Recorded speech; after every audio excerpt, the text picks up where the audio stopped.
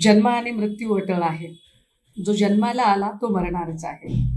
परंतु तरी सुद्धा मृत्यू कुणाच्याही घरातला असो, आपण गेलेल्या व्यक्तीला परत आणू शकत नाही. पण ज्याच्या घरातली व्यक्ती जाते, त्याचं अवघं कुटुंब दुःखात बुडालेलं असतं. आपल्या जाण्याने, भेटण्याने, मानसिक आधाराने त्या कुटुंबाच्या दुःखावर एक फुंकर घालण्याचा प्रयत्न होतो.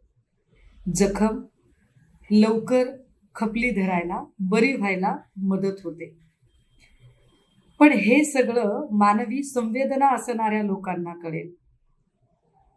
देवेंद्र फडणवीस साहेब, आपण राज्याचे मुख्यमंत्री आहात. आपल्याकडून अत्यंत संवेदनशील वक्तव्याची अपेक्षा आहे.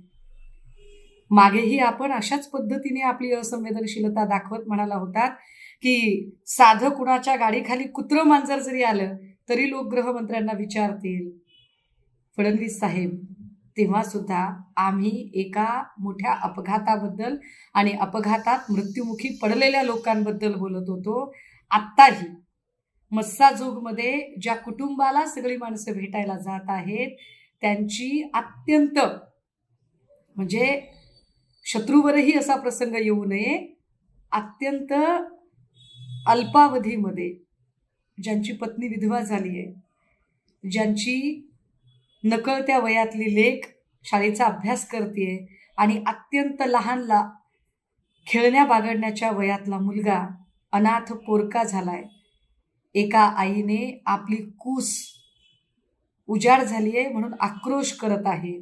त्यांना भेटण्यासाठी लोक जातात. हे आपल्याला पर्यटन वाटावं, वाईट आहे. लोकशाही मराठी ऐका, पहा, जागरूक रहा.